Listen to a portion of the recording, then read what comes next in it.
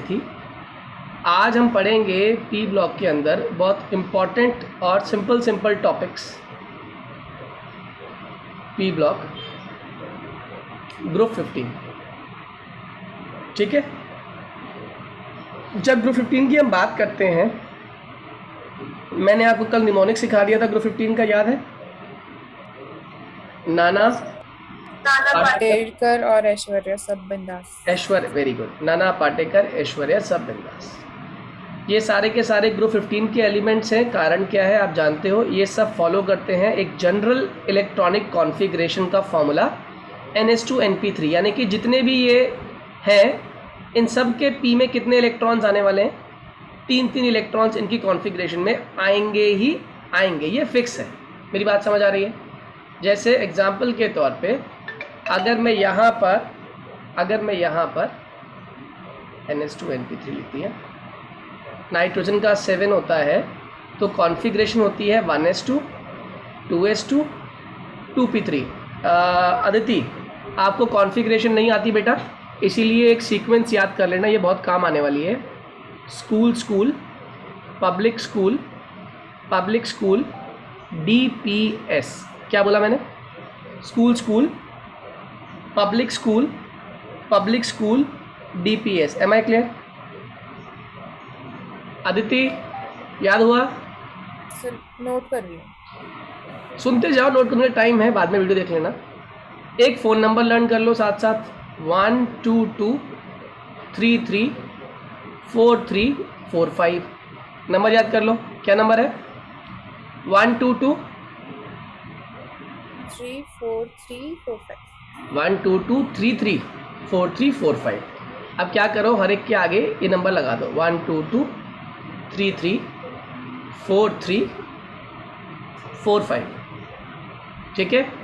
अब एक बात आज के बाद याद रखना हमेशा, जितने भी एस सबशेल हैं उसमें मैक्सिमम 2 इलेक्ट्रॉन आ सकते हैं। क्या कहा मैंने? एस सबशेल जितने भी हैं उसमें कितने इलेक्ट्रॉन आ सकते हैं? मैक्सिमम 2। जो पी इलेक्ट्रॉन आपको दिखाई देगा इसमें मैक्सिमम कितने इलेक्ट्रॉन आएंगे? आपके 6, मैक्सिमम 6 आएंगे। लेकिन आपके पास कितने हैं? मतलब 6 से कम है, 6 हैं, 6 तक तो मैक्सिमम आएंगे। लेकिन अगर आपके पास कम है तो कम ही भरे जाएंगे इसके अंदर। मेरी बात समझ आ रही है? यानी कि फाइनल लिमिट तो पता है मुझे, लेकिन लोअर लिमिट 0 1 2 3 4 5 कुछ भी हो सकती है। और जो डी है इसमें कितने इलेक्ट्रॉन आते हैं आपके? 10। याद रहेगा? एस में कितने आए जल्दी बोलो? एस में 2, पी में कितने मैक्सिमम इलेक्ट्रॉन्स? 6, डी में कितने? 10। और एक होता है एफ सबशेल, जो अभी इसमें लिखा नहीं मैंने, आगे काम आएगा। ये जो कॉन्फ़िगरेशन है ना आपकी Aditi, it is useful till atomic number 38। कैसे पता चला मुझे? 38 तक की कॉन्फ़िगरेशन लिख दी है मैंने यहाँ पे। कैसे? आप इसको कॉन्फ़िगरेशन निकालते वक्त क्या याद करोगे, क्या देखोगे? ऊपर के इलेक्ट्रॉन्स देखो, 2 ये रहे 4 और 6 10, 2 12, 6 18, 2 20, 10 30, 36 और 2 38। मेरी बात समझ आ रही है? जब मैंने इनको जोड़ा तो मेरे कितने कॉन्फ़िगरेशन हो गई? 38 तक। अब देखो, जैसे नाइट्रोजन की बात करता हूँ, कितने इलेक्ट्रॉन्स हैं मेरे पास? 7 इलेक्ट्रॉन्स हैं। अब 7 इलेक्ट्रॉन को कैसे फिल करेंगे? 1s2, यानी कि पहले वाले में 2 आ सकते, 2 आ गए। अगला वाला 2s2, 2 आ सकते थे, आ गए। अब कितने रह गए? 7 में से कितने भर चुके हैं? 2 और 2 4 भर गए। कितने रह गए? 3 रह गए। P3 मेरी बात समझ आ गई बेटे? चल ट्राई कर फॉस्फोरस के लिए, जल्दी से बोल। Excuse me sir. जी बोलिए। सर मैंने अभी ज्वाइन किया सर, अभी मैंने कुछ नहीं बताया, मैंने सिर्फ और सिर्फ कॉन्फ़िगरेशन का तरीका बताया है। स्कूल पब्लिक स्कूल DPS, ये हमारा एक सीक्वेंस होता है जिसमें हम एटॉमिक नंबर 38 तक इलेक्ट्रॉनिक कॉन्फ़िगरेशन फिल कर सकते हैं। अब जैसे मैंने कहा एटॉमिक नंबर फॉस्फोरस 15 है, इसको फिल करना है। आदित्य हेल्प करो, कैसे भरोगी? 1s2, अगला क्या होगा? 2s2 2p6 और 3s 2। अब 12 ही हो ना बेटा अभी तक तो? 2 2 4 6 10 और 2 12 हुए, 15 भरने ना मुझे। 3p3। Very good. कितने लोग को बात समझ आ गई? और मेरी बात भी समझ आ गई होगी, मैंने कहा था इन सब के आउटर मोस्ट में पी में कितने जाने वाले हैं इलेक्ट्रॉन्स? देखो ध्यान से, सर 3। पी में 3 जाने वाले हैं। ये खास पहचान है ग्रुप 15 के एलिमेंट्स की। अब एक चीज़ यहाँ पे हाथों हाथ सीख लो, पी में मैक्सिमम कितने इलेक्ट्रॉन्स आते हैं 6, और यहाँ पर कितने इलेक्ट्रॉन्स हैं? 3, यानी कि इसे मैं कह सकता हूँ हाफ फिल्ड। क्यों बच्चों, क्या मैं इसको हाफ फिल्ड कह सकता हूँ या नहीं कह सकता? देखो पी को हम डिनोट करेंगे इस तरीके से, 3 रूम्स में, 3 रूम्स बेसिकली 6 इलेक्ट्रॉन ना, जितने इलेक्ट्रॉन्स होते हैं ना उसके आधे रूम्स होते हैं। जिन रूम्स को हम लोग क्या बोलते हैं? ऑर्बिटल्स। क्या बोला मैंने? जितने मैक्सिमम इलेक्ट्रॉन्स होते हैं सब शेल में, उसके जस्ट आधे क्या होते हैं? ऑर्बिटल्स। बताओ पी अगर 6 इलेक्ट्रॉन रखता है तो पी सब शेल में कितने ऑर्बिटल्स होंगे? 2, क्या बातें कर रहे हो नालायकों वाली। अगर पी में 6 इलेक्ट्रॉन्स हैं तो कितने ऑर्बिटल्स होंगे? 3। 3, क्योंकि हर ऑर्बिटल में कितने इलेक्ट्रॉन आ सकते हैं? मैक्सिमम 2। तो देखो 2, 2 और 2, ऑर्बिटल क्या है? टोटल कितने इलेक्ट्रॉन्स हो गए? 6 इलेक्ट्रॉन्स। ऑर्बिटल्स कुछ नहीं है, ऑर्बिटल्स वो रीजन है, वो जगह है सब शेल के अंदर जहाँ पे इलेक्ट्रॉन के पाए जाने की प्रोबेबिलिटी मैक्सिमम है। क्या बोला मैंने? रिपीट कर, क्या है ऑर्बिटल? तो जिसमें सब शेल के पाए जाने की सब शेल के नहीं, सब शेल का हिस्सा जहाँ पे इलेक्ट्रॉन के पाए जाने की प्रोबेबिलिटी मैक्सिमम। जैसे मान ले तेरा घर है, तेरा घर 3 BHK एज्यूम कर लेता हूँ मैं, ठीक है, और बाहर लिखा हुआ है अदिति। पूरा नाम क्या तुम्हारा? शर्मा। शर्मा। Yes sir. तो लिखा हुआ बाहर शर्मा निवास। शर्मा निवास एक 3 BHK हाउस है। किसने पूछा इस शर्मा निवास में अदिति के पाए जाने की प्रोबेबिलिटी मैक्सिमम कहाँ पर है? तो उसने, किसी ने, आकी मम्मी ने कहा वो जो कमरा दिख रहा है ना आपको, वहाँ पे अदिति के पाए जाने की प्रोबेबिलिटी मैक्सिमम है। क्यों? क्योंकि वो अदिति का रूम है। क्या वो अदिति का रूम शर्मा निवास के अंदर है या बाहर है? अंदर। मेरी बात समझ आ रही है? शर्मा निवास सब शेल है। शर्मा निवास के कमरों को ऑर्बिटल्स कहते हैं, जहाँ पे अदिति और उसके भाई के पाए जाने की प्रोबेबिलिटी मैक्सिमम होती है, और अदिति और उसका भाई इलेक्ट्रॉन्स है। बात समझ आ गई? Okay, yes sir. अच्छा।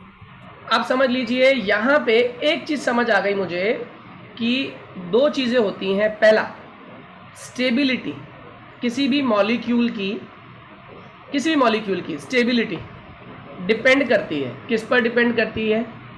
क्या कॉन्फ़िगरेशन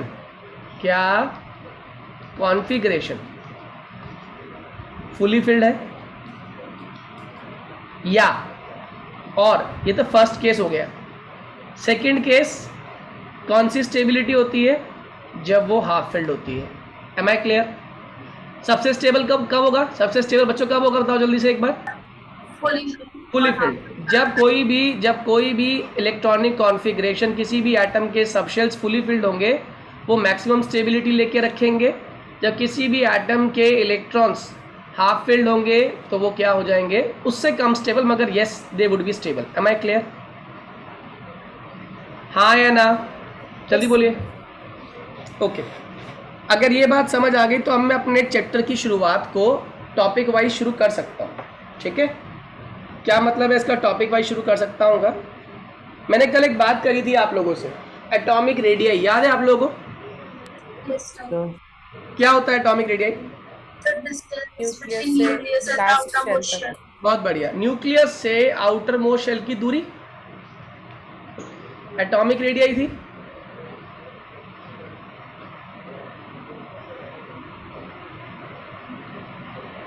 एटॉमिक रेडियाई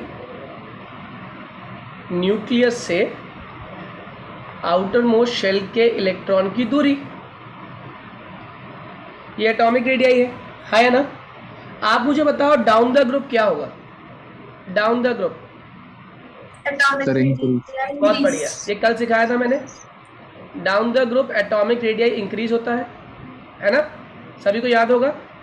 और क्यों होता है इसका रीज़न भी आपको पता है। पहला, क्या चीज़ इंक्रीज होती है? Number of shells. बहुत बढ़िया, नंबर ऑफ शेल्स। पहली बात तो बढ़ते हैं। नंबर ऑफ शेल्स के साथ कौन सी फोर्स कम हो जाती है? Nuclear force. Effective nuclear charge कम हो जाता है, हाँ या ना?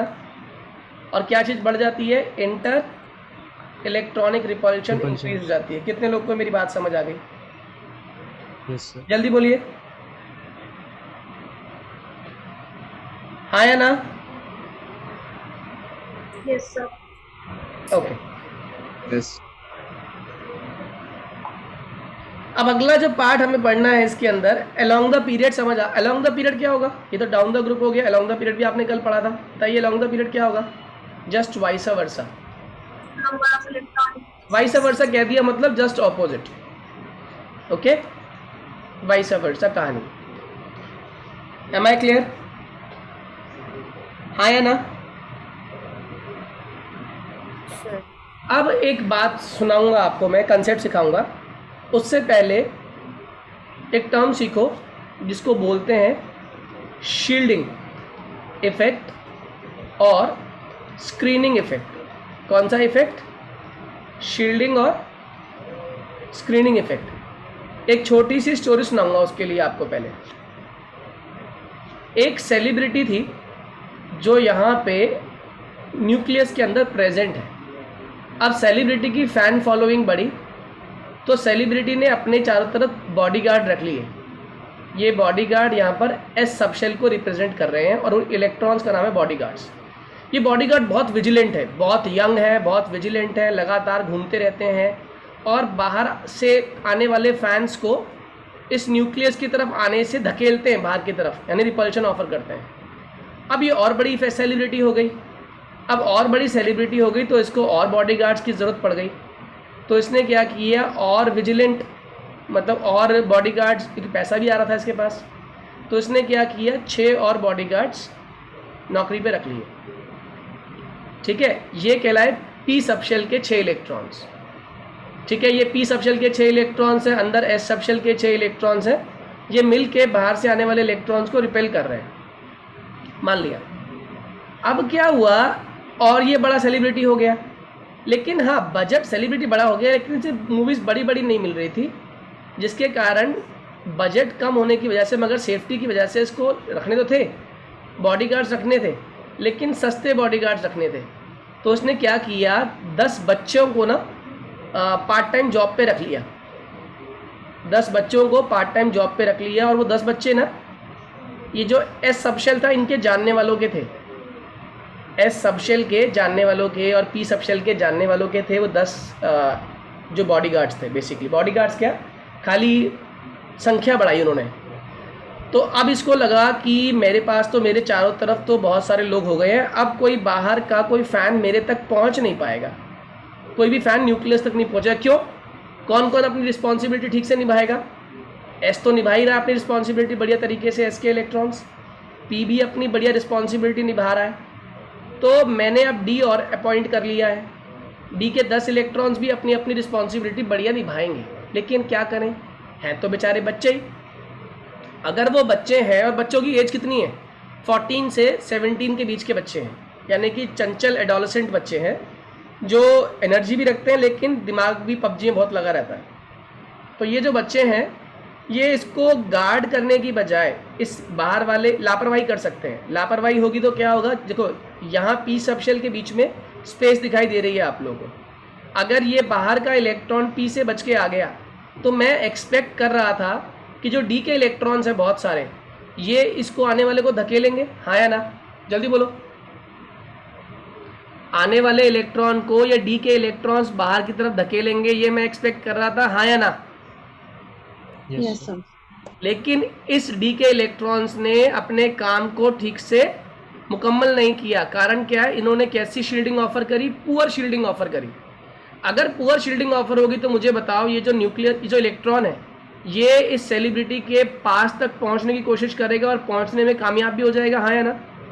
Yes, sir. Yes, sir. अब आप समझ लो, ये जो एटॉमिक रेडिया की बात कर रहा था मैं अभी के लिए, एटॉमिक रेडिया इस न्यूक्लियस से इस बाहर वाले इलेक्ट्रॉन की दूरी थी, एटॉमिक रेडियाई, है ना। और मैं एक्सपेक्ट कर रहा था कि जब मैंने डी सबशेल को नौकरी पे रख लिया तो एटॉमिक रेडिया क्या होना चाहिए था, बढ़ना चाहिए था, घटना चाहिए था? सोच के बताना। शेल रखा जब मैंने डी सबशेल के इलेक्ट्रॉन्स को नौकरी पे रखा तो मैं ये एक्सपेक्ट कर रहा था कि ये जो मेरा इलेक्ट्रॉन है, जो मेरा नेम सेक के लिए इलेक्ट्रॉन है, जो आउटर मोस्ट शेल में इलेक्ट्रॉन है, ये कभी भी मेरे तक नहीं पहुंचना चाहिए था। लेकिन अगर ये मेरे तक पहुंच रहा है, यानी कि मेरा जो साइज है, मेरा size is calculated with respect to the distance of the nucleus to this outer most electron. इस आउटर मोस्ट इलेक्ट्रॉन के हिसाब से मेरी दूरी जो थी वो एटॉमिक रेडियाई थी। तो मैं एक्सपेक्ट कर रहा था एटॉमिक रेडियाई को बड़ा होने का, लेकिन एटॉमिक रेडियाई डी के आने के बावजूद क्या हो रहा है, साइज छोटा हो रहा है। ये क्यों हो रहा है छोटा? क्योंकि अंदर वाले शेल के इलेक्ट्रॉन ने बाहर से आने वाले इलेक्ट्रॉन को क्या ऑफर नहीं करी? इंटर इलेक्ट्रॉनिक रिपल्शन ऑफर नहीं करी, जिसकी वजह से वो इलेक्ट्रॉन न्यूक्लियस के नज़दीकतम डिस्टेंस पर पहुंच गया। वो तो शुक्र है भगवान का कि एस सबशेल के इलेक्ट्रॉन बहुत विजिलेंट है, वो इसको एंटर होने नहीं दे रहे हैं, वो उसको पार्टिसिपेट करने नहीं दे रहे हैं, न्यूक्लियस तक पहुंचने नहीं दे रहे। Am I clear? जल्दी बोलिए हाँ या ना। ओके, अब इसको बड़ा घबराहट सी हो गई जब इसने इस इलेक्ट्रॉन को देखा कि ये तो मेरे पास तक पहुंच गया, डी अपना काम प्रॉपर नहीं कर रहा, डी की शील्डिंग कैसी है, तो इम्प्रॉपर है या पुअर शील्डिंग ऑफर कर रहा है डी। इसने जल्दबाजी में, पैसा कम था, बजट कम था, इसने कहा इस सबशेल से मुझे और बॉडीगार्ड चाहिए और सिक्योरिटी चाहिए। उसने कहा मैम बजट तो आपका है नहीं। उसने कहा मुझे नहीं पता क्योंकि डी जो है ना वो शील्डिंग अच्छे से कर नहीं पा रहा।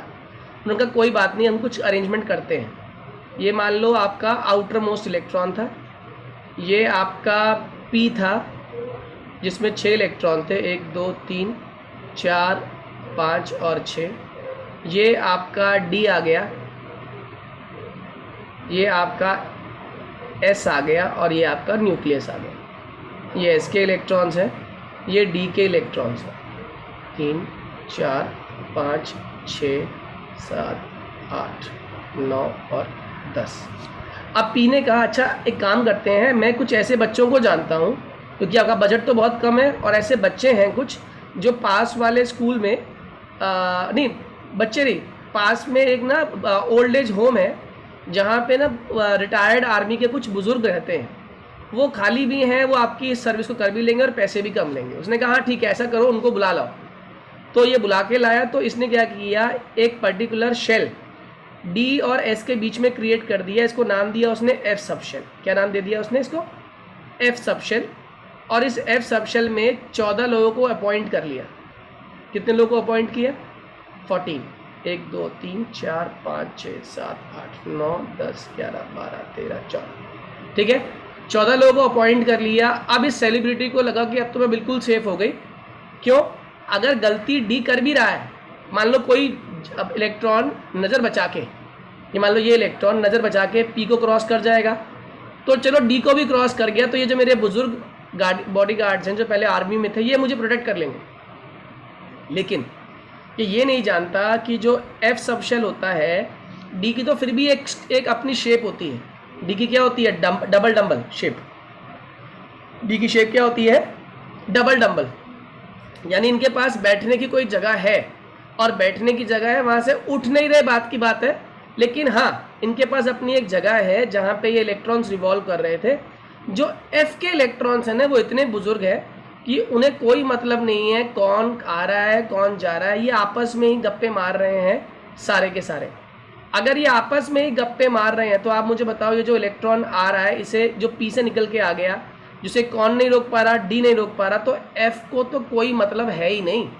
एफ को तो इन्होंने नौकरी पे तो रख लिया, लेकिन एफ की शील्डिंग कैसी है? इम्प्रॉपर। उसके पीछे कारण क्या होता है बच्चों, केमिस्ट्री की भाषा में कहें तो एफ जो ऑर्बिटल होता है ना, इसकी शेप कैसी होती है? डिफ्यूज्ड शेप, यानी कि कोई फिक्स शेप नहीं है, क्लाउड लाइक शेप है इसकी।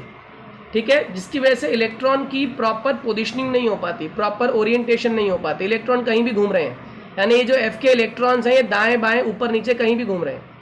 ठीक है, तो आने वाले इलेक्ट्रॉन को एक एग्जैक्ट रिपल्शन ऑफर करे ऐसा कुछ भी नहीं है, कोई सिस्टम नहीं है। मतलब अगर मान लो, सोचो आप लोग खुद कि अगर ये इलेक्ट्रॉन 14 के 14 ऐसे घूम रहे होते लगातार, तो आने वाले इलेक्ट्रॉन को बहुत दिक्कत होने वाली थी। हाँ या ना? जल्दी बोलो। यस। लेकिन अब ये जो इलेक्ट्रॉन्स हैं ये रैंडमली घूम रहे हैं और कहीं भी घूम रहे हैं, क्योंकि इनकी कोई भी एफ सबशेल की क्या नहीं है, प्रॉपर शेप नहीं है। अगर एफ की प्रॉपर शेप नहीं है तो आप एक्सपेक्ट कर सकते हो कि एफ के द्वारा भी जो इंटर इलेक्ट्रॉनिक रिपल्शन ऑफर होनी चाहिए थी, क्या वो उतनी इंटर इलेक्ट्रॉनिक रिपल्शन ऑफर करेगा? No sir. बल्कि बिल्कुल नहीं करेगा। तो इसीलिए एफ सबशेल की जो शील्डिंग होती है, एफ सबशेल की शील्डिंग पुअरेस्ट होती है। क्या होती है? पुअरेस्ट। और अगर एफ सबशेल की शील्डिंग पुअरेस्ट होगी तो ये जो इलेक्ट्रॉन है ये तो बिल्कुल दाएं से आएगा और न्यूक्लियस के पास तक पहुंच जाएगा। साइज क्या हो जाएगा बताओ जल्दी से। डिक्रीज। कितने लोगों को मेरी बात समझ आ गई? सर जी बोलिए। सर ये वाली इंफॉर्मेशन फिक्स है कि ये भी चेंज होती रहती है? कौन सी मतलब? ये वाली कि डिफ्यूज शेप और शील्डिंग इसकी वीक होती ये है। फिक्स बात है। ये एक्सपेरिमेंटली प्रूवन बात है। एफ की शील्डिंग सबसे पुअरेस्ट, डी की थोड़ी कम। डी की पुअर है, पुअरेस्ट नहीं है। Am I clear? हाँ या ना? Yes. पहले बच्चे आप लोग हाथ खड़ा करो इस टॉपिक, क्योंकि इस टॉपिक पूरा चैप्टर बेस्ड है। अगर ये टॉपिक आपको क्लियर है तो मैं आगे बढ़ूंगा, अदरवाइज मैं आगे नहीं बढ़ूंगा। सर एक बताइए। बार पूरा वो कर दो रिकैप, मतलब शॉर्ट में बता दो। इसमें रिकैप वाली कौन सी बात समझ नहीं आई वो बताओ मुझे खाली। नहीं सर, जैसे आपने इतनी सारी बातें बताई थी रिकैप कर दो। मैंने कोई इतनी सारी बातें नहीं बताई, मैंने सिंपल सी एक बात बताई है कि एटॉमिक रेडियाई न्यूक्लियस से आउटर मोस्ट इलेक्ट्रॉन की दूरी है। उस इलेक्ट्रॉन और न्यूक्लियस के बीच में बहुत सारे शेल हैं। हर शेल में इलेक्ट्रॉन्स हैं और हर शेल के इलेक्ट्रॉन्स की ये ड्यूटी बनती है कि वो आने वाले इलेक्ट्रॉन को अंदर ना जाने दें, उसको रिपेल करें।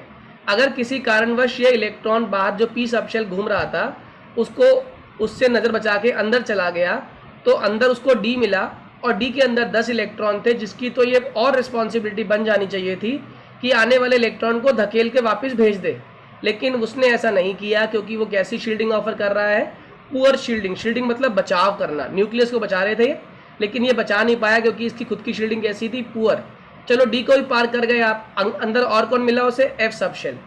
इसको हम लोग क्या ना किस नाम से जानते हैं? Inner transition elements. एफ को किस नाम से जानते हैं? याद रखिएगा, एफ का नाम होता है, अभी आगे पढ़ाऊंगा अभी इसमें आपको, एफ का नाम होता है inner transition.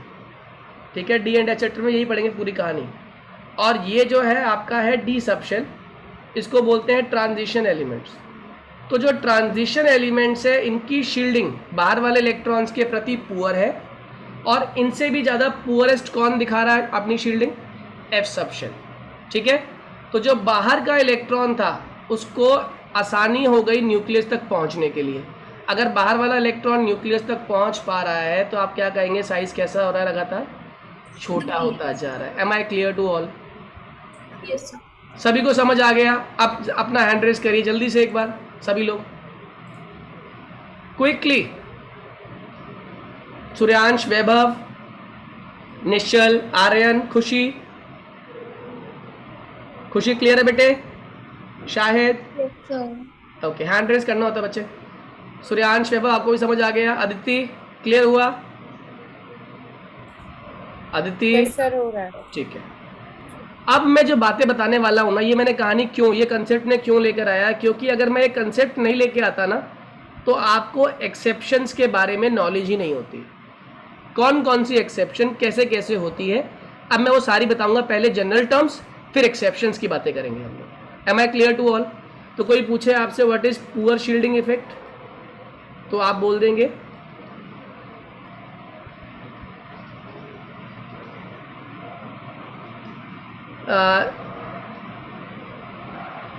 less inter-electronic repulsion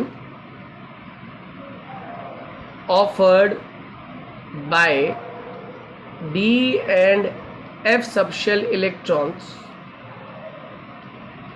to incoming electrons moving toward the nuclear. कह रहे हैं लेस इंटर इलेक्ट्रॉनिक रिपल्शन, जो कि डी और एफ के इलेक्ट्रॉन्स ऑफर कर रहे हैं इनकमिंग इलेक्ट्रॉन्स को, जो कि किसकी तरफ मूव कर रहे थे?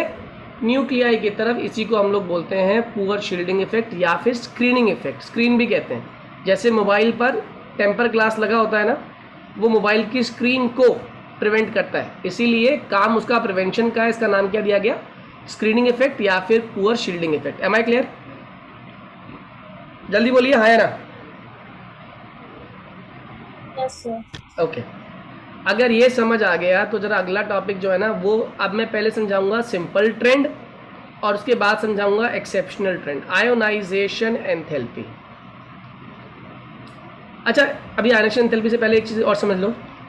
एटॉमिक रेडियाई आपने अभी पढ़ा था डाउन द ग्रुप, मैं इसको लिख के दिखाता हूँ, उससे और क्लियर होगा आप लोगों को। नाइट्रोजन, फॉस्फोरस, नाना पाटेकर, ऐश्वर्या, सब बिंदास। आप सभी जानते हैं नाइट्रोजन कौन से पीरियड में आता है? in which period nitrogen belongs? Second period, third period, fourth period, fifth period, sixth period, है ना। एक बच्चों जिनको बिल्कुल कुछ नहीं आता वो ये बातें याद कर लें। सेकेंड पीरियड में हमारे पास एस सब शेल भरता है और पी सब शेल भरता है। थर्ड पीरियड में भी हमारे पास एस सब शेल भरता है, पी सब शेल भरता है। फोर्थ पीरियड में हमारे पास एस भरता है, डी भरता है और पी भरता है। फिफ्थ पीरियड में हमारे पास एस भरता है, डी भरता है और पी भरता है कॉन्फ़िगरेशन के दौरान। और सिक्स पीरियड में हमारे पास भरता है एस, डी के तुरंत बाद एफ के बाद दोबारा से डी और फिर से पी। और सेवेंथ पीरियड में क्या होता है हमारा, सेम कहानी, S D F D P. Am I clear to all? Sir P तो पहले होता है ना? आउटर मोस्ट शेल की फॉर्म में बता रहा हूँ ताकि आपको याद रहे। सबसे पहले शुरुआत ही आपकी किससे होती है? 2s। अगर सेकंड पीरियड में है तो कॉन्फ़िगरेशन किससे शुरू होगी? 2s से। थर्ड में है तो 3s से, फोर्थ में है तो 4s से, 5s से, 6s से, 7s से। नहीं sir, S P D F ऐसे होता है ना सीरियल? नहीं ऐसा, वो ये भूल जाओ बेटा, वो खाली एक जनरल तरीका लिखा हुआ है, ऐसा कुछ नहीं होता है SPDF। ठीक है, सीक्वेंस जो बता रहा हूँ वो समझ आ रही है आपको? सेकेंड पीरियड में एस और पी भरते हैं, थर्ड पीरियड में एस और पी भरते हैं, फोर्थ पीरियड में एस और पी के बीच में डी भी आ गया, फिफ्थ पीरियड में एस और पी के बीच में डी आ गया, सिक्स्थ पीरियड में एस पी और डी के बीच में कौन आ गया? एफ आ गया। सेवन्थ पीरियड में भी एफ का इन्वॉल्वमेंट आ गया। चलो सिंपल सी भाषा में तो ये कहूँ, एफ कहाँ पे इन्वॉल्व होना शुरू हुआ? एफ आना शुरू हो गया आपका सिक्स्थ और सेवन्थ पीरियड में।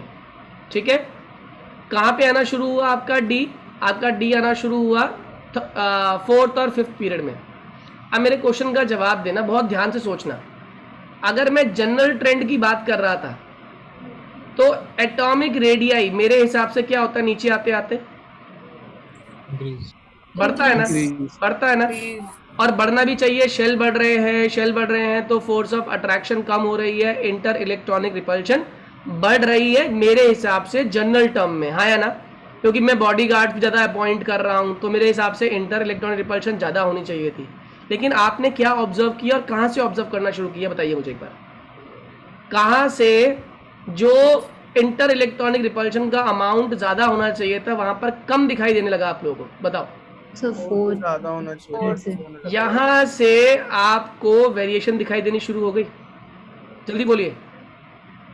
सबसे छोटा साइज मतलब इंक्रीमेंट तो होता है, मैं आपको साफ बता रहा हूँ, इंक्रीमेंट तो हो रहा है, साइज बढ़ रहा है, साइज तो बढ़ रहा है, लेकिन साइज को जितने टाइम्स बढ़ना चाहिए था वो साइज उतने टाइम्स ग्रेजुअली इंक्रीज नहीं किया। जैसे एग्जांपल के तौर पे अगर एक बच्चे एक्स के एक 20 नंबर के यूटी के अंदर 10 नंबर आए, यानी कि 50% मार्क्स आए, बच्चे को लगा शायद 10 नंबर अच्छे मार्क्स नहीं है, थोड़ी सी मेहनत करनी पड़ेगी। उसके पापा ने कहा बेटा थोड़ी सी और मेहनत कर लो। बच्चे ने बात सुन ली। अब अगली बार पेपर था 50 नंबर का और बच्चा नंबर लेकर आया 13। अब बच्चा कह रहा पापा से देखो पापा मैंने मेहनत कर ली, लेकिन पापा खुश होंगे क्या? आप मुझे बताइए, पापा खुश होंगे क्या? क्या बच्चे ने मेहनत नहीं करी? मेहनत तो करी है, बच्चा तो सही कह रहा है, उसने मेहनत करी है। पहले 10 नंबर लाया था, 13 नंबर लाया, इंक्रीज तो है, लेकिन जो ग्रेजुअल इंक्रीज पापा एक्सपेक्ट कर रहे थे कि भाई अगर 20 में से 10 हैं तो 50 में से 30 नंबर आने चाहिए थे, लेकिन बच्चा कितने नंबर ला रहा है? बच्चा नंबर ला रहा है 13, और 13 नंबर 10 से ज़्यादा है। Am I clear to all? Yes sir. अब यहाँ पर भी देखिएगा, साइज जनरली मैं एक्सपेक्ट कर रहा था जैसे जैसे नीचे जाएंगे तो ग्रेजुअली साइज बहुत बड़ा होना चाहिए था, लेकिन आपने क्या नोटिस किया कि साइज बढ़ने की बजाय ना बच्चों नीचे आते आते साइज स्लाइटली घट रहा है। घट रहा है का मतलब छोटा, ऊपर से छोटा नहीं हो रहा, जितना बढ़ना चाहिए था उतना नहीं बढ़ रहा। क्या मेरी बात समझ आ रही है? सर हाँ जी बोलिए। सर आपने 3 बात बताई, एक SPDF, एक ये S फिर D फिर कहीं पे F, और एक ये school school public. Don't get confused. मैंने खाली सिर्फ यहाँ पे ये बताने के लिए कहा कि डी कहाँ पे इन्वॉल्व होना शुरू हो गया, इतना याद कर लो। तुम भूल जाओ SPDF क्या था, तुम ये याद रखो कि डी कहाँ पे इन्वॉल्व होना शुरू हो जाएगा 4th पीरियड में, डी कहाँ पे रहेगा 5th में रहेगा, और डी के साथ एफ भी आना कहाँ शुरू हो जाएगा आपका 6th पीरियड में, डी के साथ एफ आना कहाँ शुरू हो जाएगा 7th पीरियड में। मेरी बात समझ आ रही है? तो सर जब कॉन्फ़िगरेशन करेंगे तो इसी तरीके से करेंगे या फिर अभी वहां नहीं पहुंचे, फ्यूचरिस्टिक मत बनो, प्रेजेंट में जियो। ये बताओ ये क्लियर है, हाँ या ना? अच्छा ये ठीक है, अगर ये क्लियर है तो मेरी बात समझ आ रही है आप लोगों को। साइज को मैं क्या एक्सपेक्ट कर रहा था, साइज को बढ़ना चाहिए था, लेकिन आप मुझे बताओ साइज नीचे आते थे क्या हो रहा है, बढ़ रहा है या घट रहा है? अगर ओवरऑल की बात करें तो ओवरऑल तो ग्रेजुअल साइज इंक्रीज ही हो रहा है, लेकिन एज एन एग्जामिनर मैं ये क्वेश्चन दे सकता हूं आपको, why size of bismuth is smaller comparatively, smaller than other elements. बाकी एलिमेंट से कंपैरिजन में इसका साइज क्यों घट गया? यहाँ पे जो ये साइज घटने की बात है ना, ये उनके कंपैरिजन में नहीं हो रहा, जो कंपैरेटिवली ग्रोथ होनी चाहिए थी उसकी बात हो रही है यहाँ पे। तो कह रहा बिस्मथ का साइज कंपैरेटिवली क्यों छोटा रह गया? आंसर बोलो, क्या लिख कर आओगे? बहुत बढ़िया, एक बच्चे ने एक लाइन में आंसर दे भी दिया, due to poor shielding offered by. कौन कौन पुअर शील्डिंग ऑफर कर रहा है? F and D subshell electrons. Am I clear to all? जल्दी बोलिए। जिस बच्चे को ये टॉपिक समझ आ गया ना उसे पी ब्लॉक समझ आ गया। नहीं आया। क्या चीज समझ नहीं आई इसमें? Sir F and D। अरे F का ये लिखा तो है मैंने, F की शील्डिंग कैसी है, बॉडीगार्ड वाली बात। F की शील्डिंग पुअर थी, F की शील्डिंग पुअर थी तो आने वाले इलेक्ट्रॉन को रिपल्शन भी पुअर ही ऑफर होने वाली है। अगर रिपल्शन ऑफर पुअर होगी तो न्यूक्लियस तक इलेक्ट्रॉन पहुंच जाएगा, बाहर वाला अंदर की तरफ, साइज क्या हो जाएगा, छोटा हो जाएगा। कारण क्या था? इन्होंने अपना काम ठीक से नहीं किया। किसने नहीं किया ठीक से काम?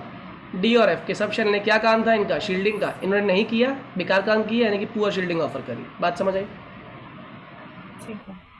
ध्यान से सुनो मेरी बात को, एक चीज को 4 बार बोलना पड़े इसका मतलब ध्यान नहीं दिया जा रहा क्लास में। ये क्लियर हुआ सभी को? आप सुनिएगा, ये अगर कंसेप्ट क्लियर है इसको भूलना मत इस बात को। Size generally without exception I was expecting to be gradually increasing, but while moving downwards I found some anomaly. What was the anomaly? What was the exception? The exception was the presence of D and F subshell. Are they beneficial? No, not at all. They are not beneficial. Why they are not beneficial? Because the purpose of keeping D and F subshell is to offer more and more of inter-electron repulsion. If they have done this thing, then I was expecting more inter-electronic repulsion, means more big size, bigger size, but the size is gradually decreasing. The size gradually decreases because the work assigned to D and F subshell, the electron present in these subshells are not fulfilling their duty. If they are not fulfilling their duty was to screen the nucleus from the intervention of the incoming electron from the outermost shell. But these electrons which are present in D and F subshell, they are not fulfilling their duty. That is why the outermost electron can very much easily come towards the nucleus, and if it is able to come to the vicinity of the nucleus, then definitely the atomic radii, the definition which says that the distance of the nucleus to the outermost shell electron, it would decrease, and the purpose of keeping D and F subshell completely defined. मेरी बात समझ आ रही है? हाँ या ना? हिंदी में समझा दिया, समझा दिया, बहुत बढ़िया। अब ये समझ आ गया तो अब मैं चैन से आगे की तरफ बढ़ सकता हूँ, जिस टॉपिक का नाम है आयोनाइजेशन एंथैल्पी। क्या बोला मैंने? Ionisation enthalpy. आयोनाइजेशन का संधि विच्छेद कर लेते हैं। आयोनाइज होने के लिए जो एनर्जी चाहिए, होने के लिए जो क्या चाहिए? एनर्जी। उसको बोलते हैं आयोनाइजेशन एंथैल्पी।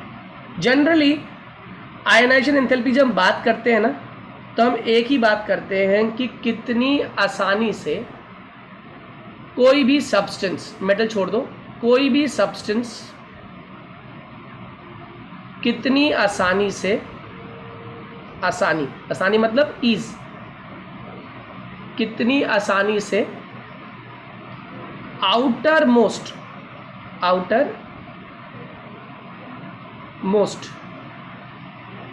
इलेक्ट्रॉन्स को बाहर निकाल सकता है। मेरी बात समझ आ रही है? Am I clear to all? क्या कहा मैंने, बात समझ आई है आप लोगों को? जल्दी बोलिए। Yes sir. इसकी डेफिनेशन सुनिए इंग्लिश में। The amount of energy required, amount of energy required to remove an electron from outermost shell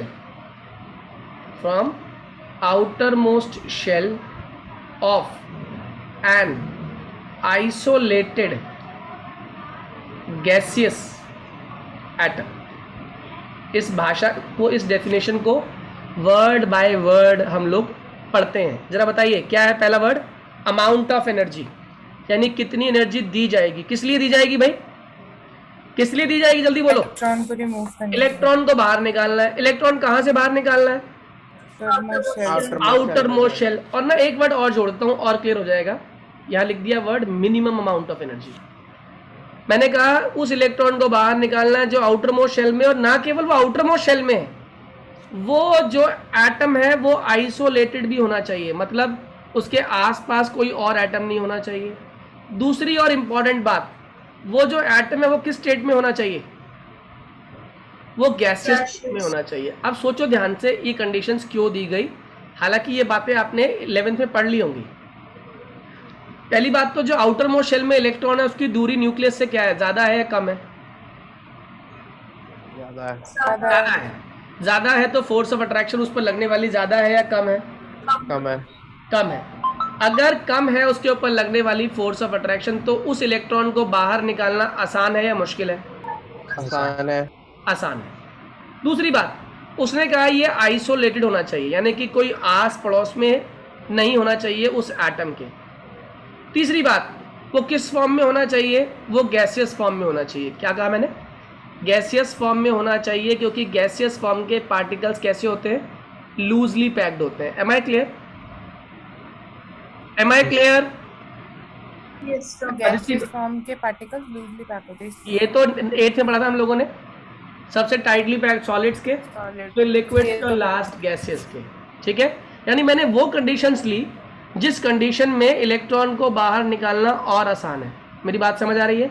electron कहाँ होना चाहिए? आउटर मोस्ट शेल में। आसपास कोई नहीं होना चाहिए उसके, क्योंकि आसपास कोई होगा तो इलेक्ट्रॉन को निकालते वक्त वो भी इंटरफेयर कर सकता है कि कहाँ लेके जा रहा है इलेक्ट्रॉन को। मेरी बात समझ आ रही है? एग्जाम्पल दूं कोई? तो दे दो। अब समझ लो एक बच्चा है X, ठीक है? इस X की लड़ाई हो गई है Y से इसकी लड़ाई हो गई है। अब Y ने कहा कि इस X को मुझे किसी भी कीमत पे पीटना है, ठीक है? अब ये Y जो है ना, ये इसकी सोसाइटी के गेट के बाहर खड़ा हो गया, इंतज़ार करता रहता है कि कब मौका मिले और मैं कब जाके इसको पीट दूँ। अब देखना मौका क्या होगा। अगर तो X अपने घर में है तो पीटना आसान या मुश्किल? बहुत मुश्किल है। यहाँ पे ना घर रिप्रेजेंट कर रहा है न्यूक्लियस को, ठीक है? ये घूमता यहाँ पर आ गया, यानी कहाँ आ गया? आउटर मोस्ट शेल पे आ गया, ठीक है?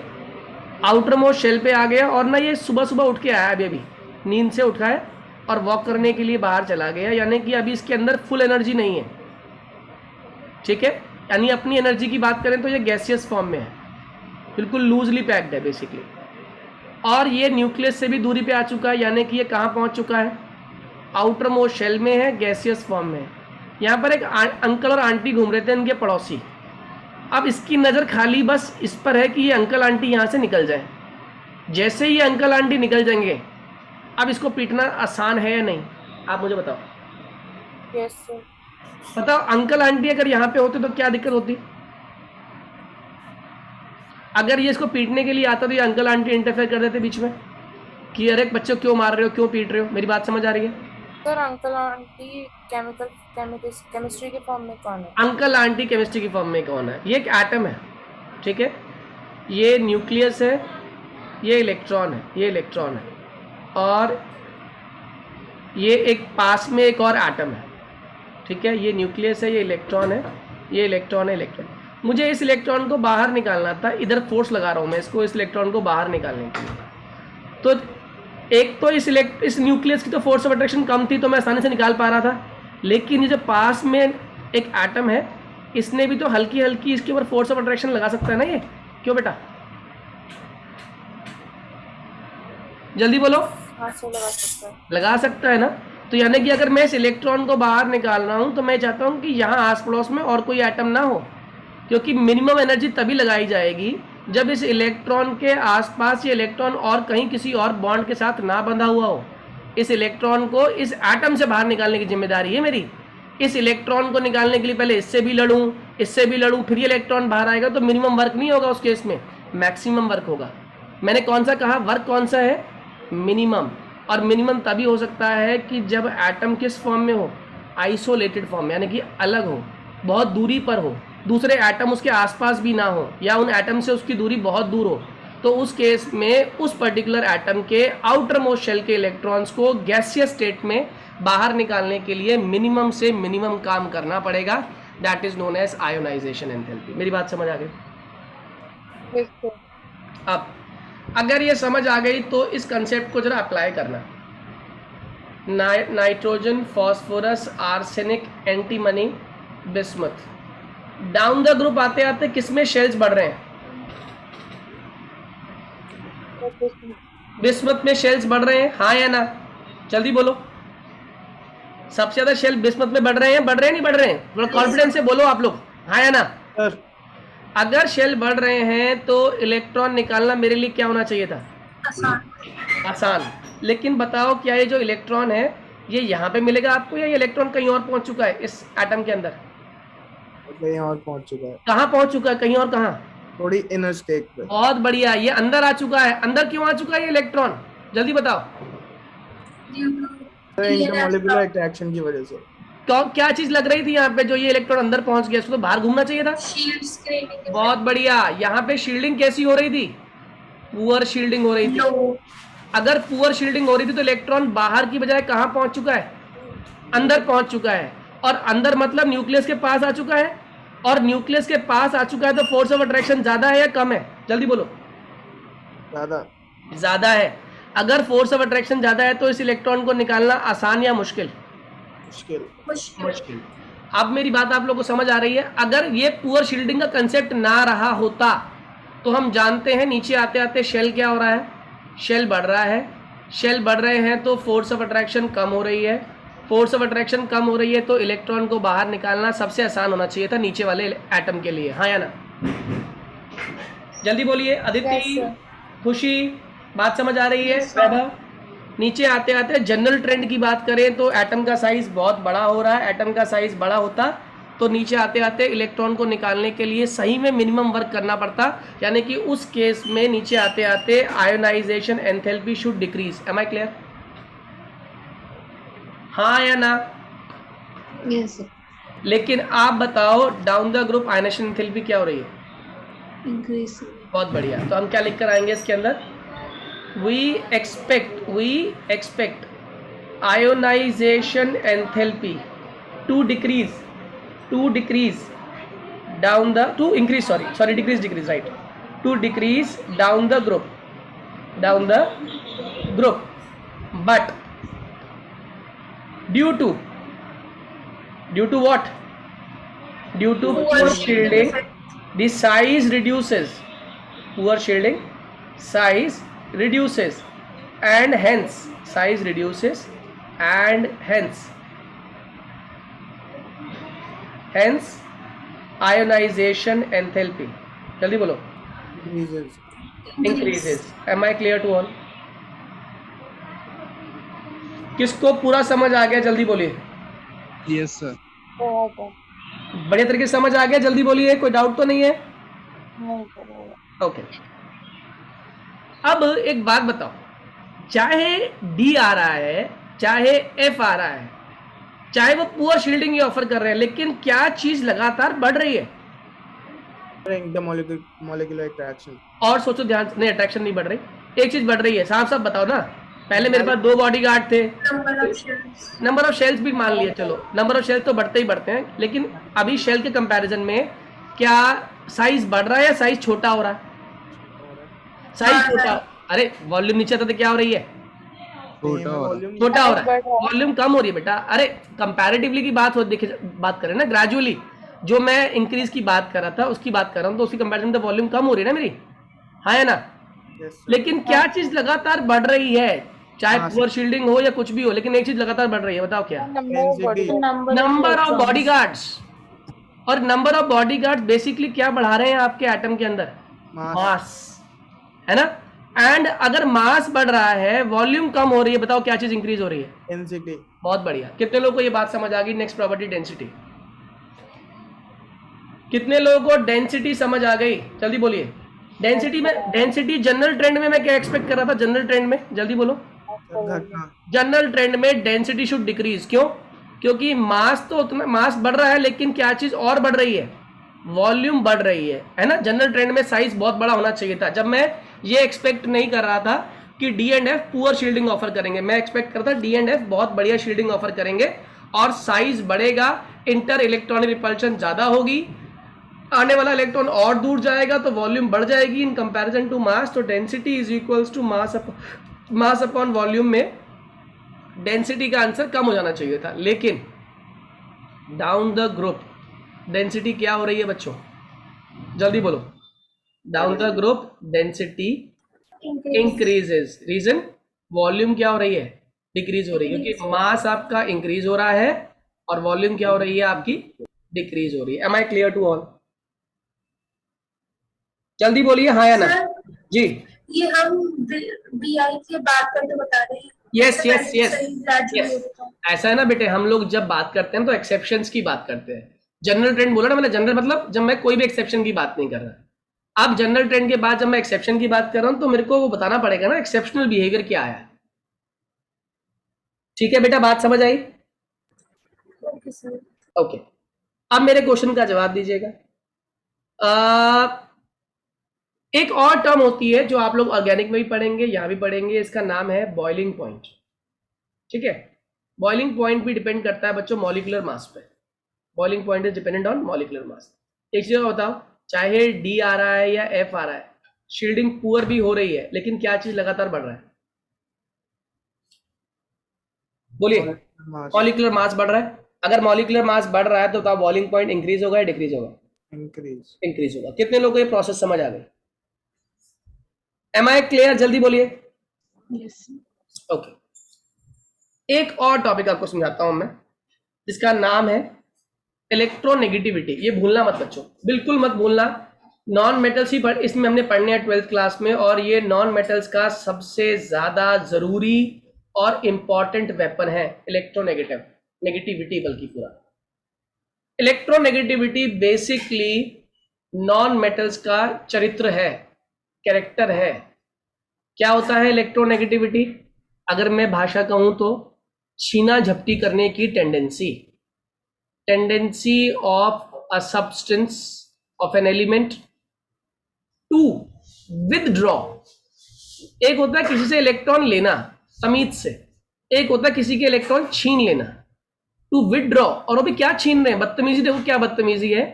To withdraw shared pair of electrons towards itself. क्या कहा मैंने? किसी एलिमेंट की ये टेंडेंसी कि वो शेयर्ड पेयर ऑफ इलेक्ट्रॉन्स को अपनी तरफ खींच ले, इस प्रॉपर्टी को हम लोग क्या बोलते हैं? इलेक्ट्रोनेगेटिविटी। जैसे एग्जांपल के तौर पे एक बच्चा है x, एक बच्चा है y, इन दोनों ने मिलके एक मोमोज की प्लेट खरीदी और इसने भी 30 रुपए डाले और इसने भी 30 रुपए डाले। ये थोड़ा जिम विम जाने लगा, एक्स बच्चा जो है तो बॉडी बिल्डर हो गया, और वाई बेचारा कमजोर रह गया, इसको बीमारी थी, थोड़ी सी बीमार चल रहा है आजकल, अभी अभी जॉन्डिस से उठा था ये, और ये बॉडी बिल्डिंग करके जिम जाके बॉडी बिल्डर हो चुका था। तो इसने पैसे दिए दोनों ने बराबर बराबर, इक्वल इक्वल, लेकिन अब ये अपना शक्ति प्रदर्शन कर रहा है, और शक्ति प्रदर्शन करके ये पूरी की पूरी प्लेट को अपनी तरफ इसने खींच लिया। बताओ क्या ये प्लेट ये अपने घर से लाया था खरीद के? इसने ये कैसे ये परचेज करी थी प्लेट, जल्दी बताओ। इसने ये प्लेट परचेज कैसे करी थी? शेयरिंग से करी थी।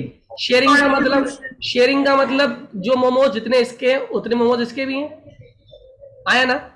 ये अपना हिस्सा खाए समझ आता है, लेकिन ये सामने वाले का भी हिस्सा खाए तो ये तो गलत बात है ना। जल्दी बोलिए, ये सामने वाले का भी हिस्सा खींचना शुरू कर दे अपनी तरफ, ये बदतमीजी है, हाँ या ना? और ये बदतमीजी कौन शो करता है? ये बदतमीजी शो करते हैं non metals. Non metal show करते हैं ये प्रॉपर्टी कि वो सामने वाले एटम के भी इलेक्ट्रॉन्स को अपनी तरफ विड्रॉ कर लेते हैं, और इस विड्रॉल की प्रॉपर्टी को हम लोग क्या नाम देते हैं? Electronegativity. Am I clear to all? जल्दी बोलो। Yes sir. अब एक छोटा सा एग्जांपल देखो, बदतमीजी जो आजकल जनरली हमारे घरों में इंडियन होम्स में हो जाती है। एक घर में गेस्ट आए, एक बुजुर्ग से अंकल थे, और वो सामने टेबल के ऊपर प्लेट रखी हुई थी, प्लेट में 2 समोसे रखे हुए थे, एक अंकल के लिए था और एक घर के छोटे बच्चे के लिए था। छोटा बच्चा आया, उसने फटाफट एक समोसा लिए, खाना शुरू कर दिया, और खाने के बाद उसने क्या किया, दूसरा जो अंकल का समोसा था वो भी उठा लिया। अब लोग क्या कह रहे हैं उसकी फैमिली के, अरे अरे बच्चा है, कोई बात नहीं अंकल जी, कोई बात नहीं, आप तो समझदार है ना, बच्चा है। लेकिन आप मुझे बताओ, बच्चा क्या ये समझदार है या बच्चा बदतमीज है? बोलिए, ये बच्चे को किस कैटेगरी में आप कंसीडर करेंगे, समझदार या बदतमीज? क्या कह रहे हो, समझदार? बदतमीज। बदतमीज, बिल्कुल ठीक है। क्यों? इसने अपना तो खाया ही खाया, बाकी जो अंकल का था वो भी इसने शेयर कर लिया। अच्छा, यही चीज अगर मान लो एक समोसा ये रखा हुआ था, 2 समोसे रखे हुए थे, एक तरफ थे दादाजी और दूसरी तरफ भी थे दादाजी। दादाजी ने अपना खा लिया, चलता है, दादाजी ने सामने वाले दादाजी का भी खा लिया, तो क्या कहलाएगा? कहलाएगी तो यही बदतमीजी। लेकिन आप कह सकते हो इनको कि आप क्या कर रहे हो, सामने वाले अंकल के लिए भी समोसा तो आपने खा लिया, लेकिन बच्चे वाले केस में आप ऐसा नहीं कह रहे हो। बच्चे वाले केस में आप क्या कह रहे हो? अरे अरे कोई बात नहीं, बच्चा है, इसको ज्यादा भूख लगती है, इसने खा लिया, आपका भी हिस्सा, चलता है। लेकिन बड़े के लिए आप ये बात नहीं कह रहे, क्योंकि बड़े को क्या कहते हो आप? बड़ा समझदार है, आया ना? Yes sir. ये जो बात मैं सुना रहा हूं ना आपको, ये असल में इलेक्ट्रोनेगेटिविटी की प्रॉपर्टी के बारे में है। क्या? छोटा बच्चा बताना इस ग्रुप में कौन है, जल्दी बोलिए। छोटा बच्चा कौन है? बहुत बढ़िया, छोटा बच्चा नाइट्रोजन है। छोटे बच्चे की डिमांड घर वाले जल्दी पूरी करते हैं, और छोटे बच्चे की डिमांड पूरी करने के लिए कौन रिस्पॉन्सिबल है? माँ। माँ कौन है? न्यूक्लियस। और ये न्यूक्लियस के पास होता है, ज्यादा लाड प्यार मिल रहा है, फोर्स ऑफ अट्रैक्शन क्या है? ज्यादा, और ज्यादा लाड प्यार के कारण ज्यादा बिगड़ रहा है। Am I clear to all? जितना लाड प्यार ज्यादा मिलेगा, न्यूक्लियस के पास होगा, जितना साइज छोटा होगा, उतनी फोर्स ऑफ अट्रैक्शन ज्यादा होगी, और यही फोर्स ऑफ अट्रैक्शन इस नाइट्रोजन को बिगाड़ती है, ये सामने वाले के इलेक्ट्रॉन्स को अपनी तरफ खींचता है जल्दी। यानी कि ज्यादा इलेक्ट्रोनेगेटिव कौन? नाइट्रोजन। बहुत बढ़िया। आप बताओ बिस्मथ की बात, बिस्मथ की उम्र बड़ी हो गई है, बिस्मथ की उम्र क्या हो गई, जल्दी बताइए एक बार। जनरल बात कर रहा हूँ, जनरल, अभी एक्सेप्शन की बात नहीं कर रहा, जनरल ट्रेंड की बात कर रहा हूँ। बिस्मथ न्यूक्लियस कंपैरिजन में साइज क्या हो चुका है इसका, अगर जनरली बात करें? बड़ा हो चुका है। फोर्स ऑफ अट्रैक्शन न्यूक्लियस से दूरी क्या हो चुकी है? कम हो चुकी है। कम हो चुकी है। तो खींचने की क्षमता बहुत कम। बहुत कम। तो खींचने की क्षमता कम है, तो इनको ये बिहेवियर शो करना चाहिए इलेक्ट्रोनेगेटिविटी वाला? नहीं। अगर नहीं करना चाहिए, अगर नहीं करना चाहिए तो इनकी इलेक्ट्रोनेगेटिविटी डाउन द ग्रुप क्या होनी चाहिए, बताइए एक बार। घटनी चाहिए। कितने लोगों को ये पूरा कंसेप्ट समझ आ गया? इलेक्ट्रोनेगेटिविटी जनरल ट्रेंड में क्या होती है? Electronegativity is inversely proportional to size. Am I clear? आया ना? जितना साइज बड़ा उतनी इलेक्ट्रोनेगेटिविटी कम, और डाउन द ग्रुप आते आते DTG down the group electronegativity generally क्या होनी चाहिए थी, इलेक्ट्रोनेगेटिविटी डिक्रीज होनी चाहिए थी। Am I clear to all? Yes sir. और अगर मैं आपसे एक्सेप्शन पूछूं तो आप बताओ डाउन द ग्रुप इलेक्ट्रोनेगेटिविटी क्या होगी? बढ़ जाएगी। कितने लोग को पूरी कहानी समझ आ गई? Please raise your hand. Sir exception is something exception case अगर मैंने बोल दिया आपको कि डाउन द ग्रुप बिस्मथ की इलेक्ट्रोनेगेटिविटी बढ़ गई, तो आंसर क्या लिख कर आओगे? क्या हो गया बिस्मथ के साथ ऐसा? मैं क्या एक्सपेक्ट कर रहा था और क्या हुआ, जल्दी बताओ। Poor shielding effect poor shielding से क्या हो गया? Size decrease. साइज छोटा हो गया, क्या चीज बढ़ गई? Force of attraction. Force of attraction का दूसरा नाम क्या होता है? फोर्स ऑफ अट्रैक्शन ही रिस्पॉन्सिबल किसके लिए? फोर्स ऑफ अट्रैक्शन ही रिस्पॉन्सिबल किसके लिए? इलेक्ट्रोनेगेटिविटी के लिए। Am I clear to all? कितने लोगों को पूरी प्रोसेस समझ आ गई? कोई डाउट तो नहीं रह गया किसी